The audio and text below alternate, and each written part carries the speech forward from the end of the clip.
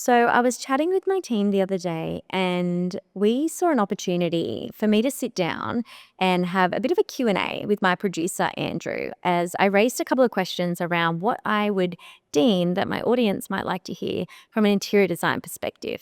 Today we're going to unpack a little bit more around the architectural process as well and how we collaborate with architects, also with joiners and with builders as well. Welcome to Behind the Design, a podcast where we unfold the details behind the designs we know and love and explore how each project comes to life.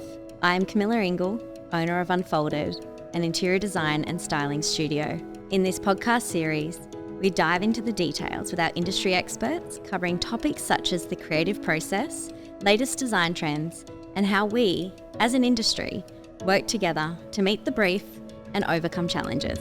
Let the conversation begin.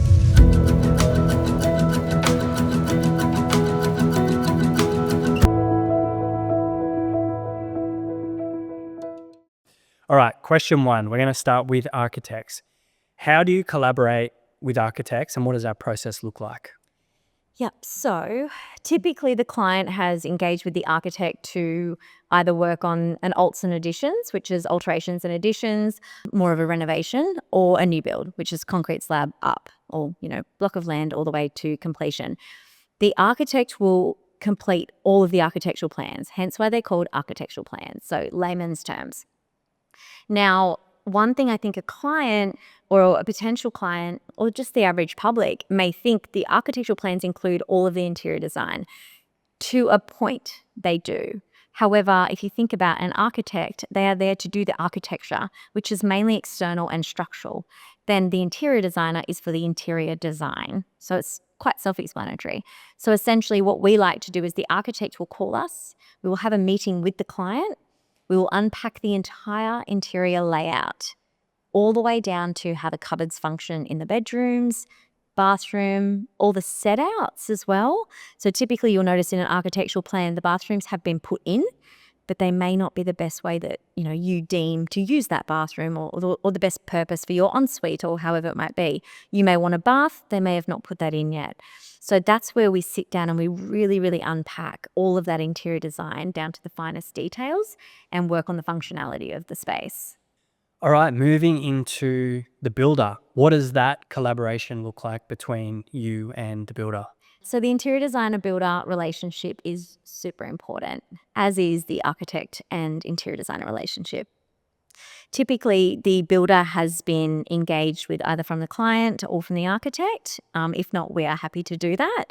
We then sit down with the builder and we discuss everything from the brief to completion, so they understand the concept, which is all of the interior design conceptual that we've done, but also how the architect wants to build the project from the external as well.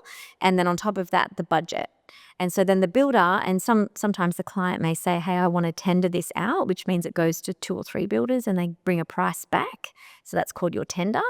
If not, if they're really set on who they want to work with, they will let us know or I will put someone forward and we would sit down with them and you're very thorough from the start. We also discuss who procures what. Typically, builders have a list of procurement that they complete. If not, the interior designer can also assist with that.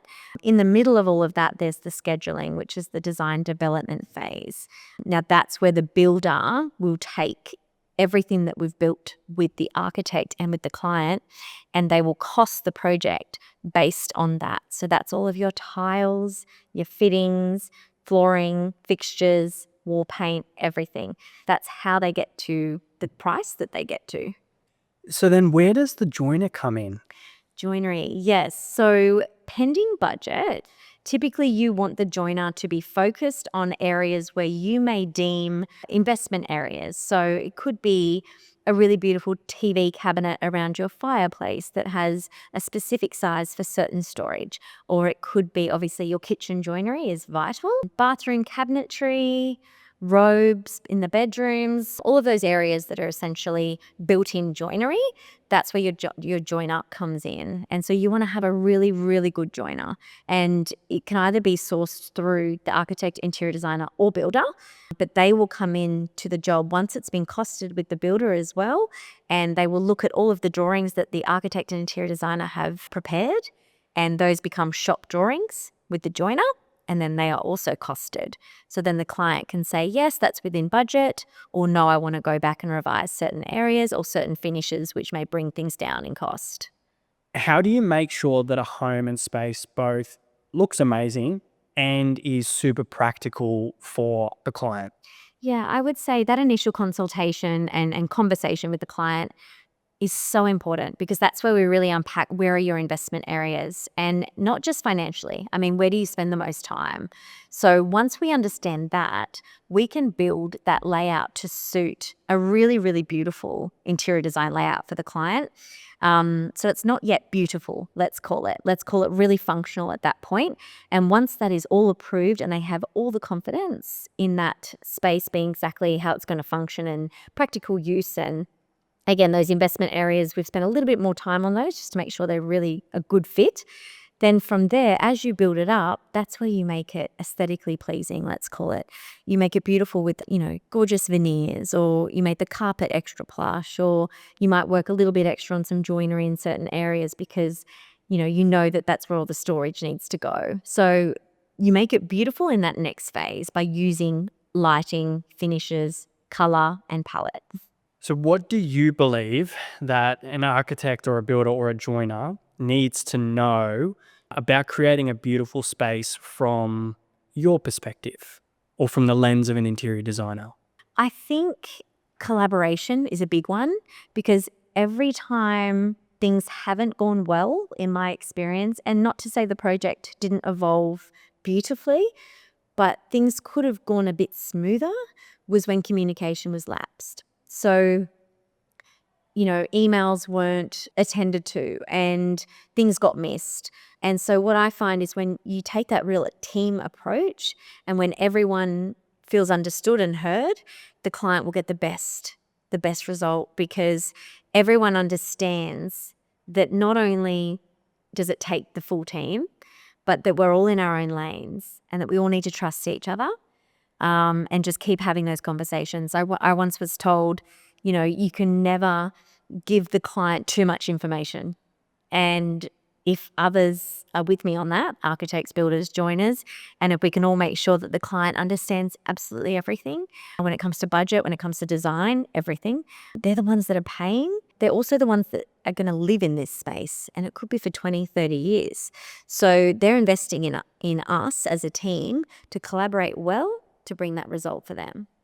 If there's an architect or a builder or, anyone in the industry who wants to maybe collaborate or get in touch or work with you, what is the best way for you guys to connect? Absolutely. So you can email me at hello@unfolded.com.au. It also has my mobile. So if you want to give me a call, give me a call. Thank you for joining us on this episode of Behind the Design. We've created this podcast to bring people together, inspire new ideas, and foster a deeper understanding of what goes on behind the design. If you don't want to miss the next episode, hit the follow button on whatever platform you listen to your podcast. Until next time, keep creating and stay inspired.